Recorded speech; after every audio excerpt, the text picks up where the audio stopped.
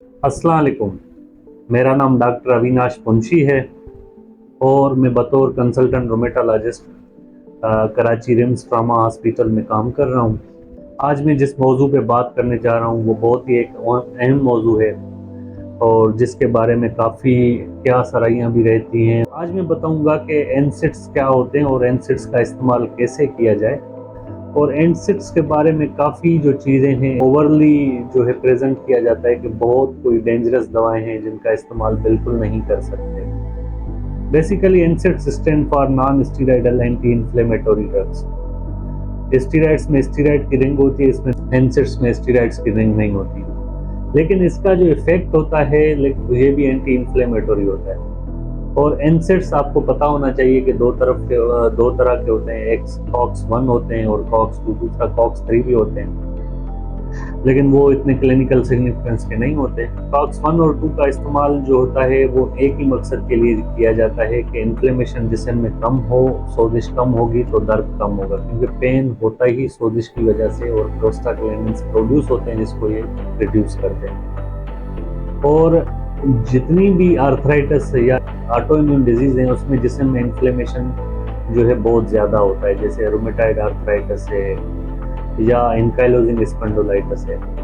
और इन बीमारियों में इन्फ्लेमेशन बहुत ज़्यादा होता है जिस्म में, और इनका काफ़ी हद तक इस्तेमाल किसी जो है ख़ास अरसे तक करना पड़ सकता है। जैसे एंटी इन्फ्लेमेटरी इफेक्ट जो होता है इनका ना एनसिड्स का, वो तकरीबन 2 हफ्ते के बाद आता है। एंकाइलोजिंग स्पॉन्डिलोलाइटिस में कुछ ऐसी स्टडीज भी हैं जिसमें कंटिन्यूस फॉर 2 इयर्स जो है एनसिड्स का इस्तेमाल किया गया है ताकि पेशेंट को जो है पेन मैनेजमेंट बेहतर करने के लिए।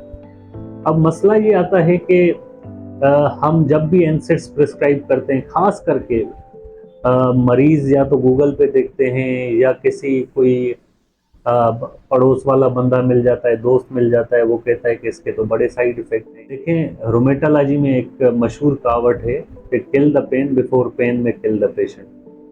हम ये नहीं कह रहे कि दर्द को at the cost of any organ damage ठीक करें, लेकिन जो दवाई जिस मकसद के लिए है और अगर मुस्तनिद डॉक्टर प्रिस्क्राइब कर रहा है तो उससे आपको ट्रस्ट करना चाहिए और उसमें आपको ये ज़रूर देखना चाहिए कि जो डॉक्टर आपको हिदायत दे रहे हैं उस पर अमल करना लाजमी है। एनसिड्स जैसे मैंने बताया कि कॉक्स 1 और कॉक्स 2 होते हैं। कॉक्स 1 में जो है मेजरली हम जो दवाइयाँ यूज़ करते हैं जैसे वोरेन ब्रूफिन, वोल्ट्राल, कैफ्लाम या नियोप्रोक्सिन फ्लेक्स या ब्रेक्सिन ये यूज़ होती है, लेकिन ब्रेक्सिन तो आजकल हम यूज़ नहीं करते क्योंकि उसकी हाफ लाइफ बहुत ज़्यादा होती है और इस वजह से साइड इफ़ेक्ट्स भी उतने ज़्यादा होते हैं। लिमिटेड टाइम के लिए जब देना होता है सॉफ्ट टिश्यू इंजरी में, स्प्रेन में तो हम यूज़ करते हैं, बाकी जो भी दवाइयाँ होती हैं हम यूज़ करते हैं। कॉक्स 2 में हम ज़्यादा तो रिटोरिकॉक्सिब या सेलिकॉक्सिब यूज़ करते हैं, और इनमें हम प्रेफरेंस ऐसे करते हैं कि हमेशा एनसिड्स देने से पहले हम मरीज से 2-4 एसेंशियल क्वेश्चन पूछते हैं कि भाई मैदे के क्या हालात हैं, पहले कोई गुर्दे का मसला तो नहीं है, या दिल के पट्टे कमज़ोर तो नहीं हैं, या असाइटिस या जिगर के मसाइल तो नहीं हैं। तो ऐसे मरीजों में हम प्रेफरेंशली जिन मरीजों में मैदे के मसाइल होते हैं तो उनमें कॉक्स 2 इनहिबिटर्स कॉक्स 2 देते हैं, जैसे सेलिकॉक्सिब, स्टारकॉक्सिब। मिनिमम डोज देते हैं for minimum period of time at least 2 to 4 weeks. जो मरीज बिल्कुल जिनमें लब के मैदे के मसाइल नहीं होते तो उनको हम जहाँ जो है नियोप्रोक्स या जो है डाइक्लोफेनिक देते हैं जो शॉर्ट एक्टिंग होते हैं। तो इनके साइड इफ़ेक्ट उन लोगों में ज़्यादा होते हैं जो लोग पानी का इस्तेमाल बिल्कुल कम करते हैं, या जिनके गुर्दे में बंदिश होती है, या असाइटिस होती है जिगर के मसाइल की वजह से, या कार्डिक इश्यूज़ की वजह से, या दिल के पट्टे कमज़ोर हैं, तो इंडिविजुअलाइज करते हैं।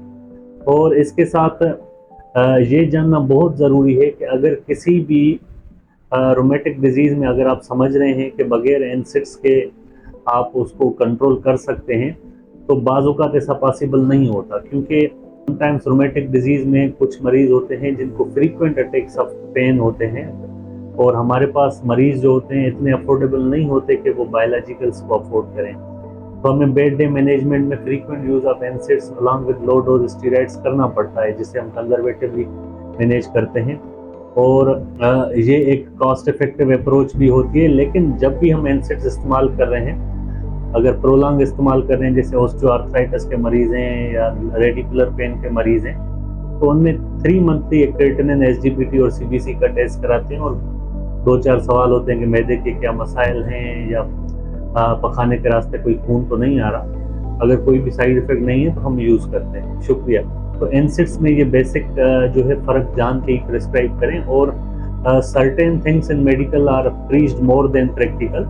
तो इसमें ये ज़रूरी नहीं है कि इसके साइड इफ़ेक्ट हैं तो इसका यूज़ ही नहीं करना। और हमेशा याद रखें कि अगर आप पेन को इनएडिक्वेटली कंट्रोल करेंगे तो पेन हमेशा अपने साथ एक साइकिल लाता है। पेशेंट को इरिटेशन होगी, एंग्जाइटी होगी, डिप्रेशन में चला जाएगा, टेकिकार्डिया होता है। तो management of pain is essential in chronic traumatic diseases. तो pain management should be prioritise.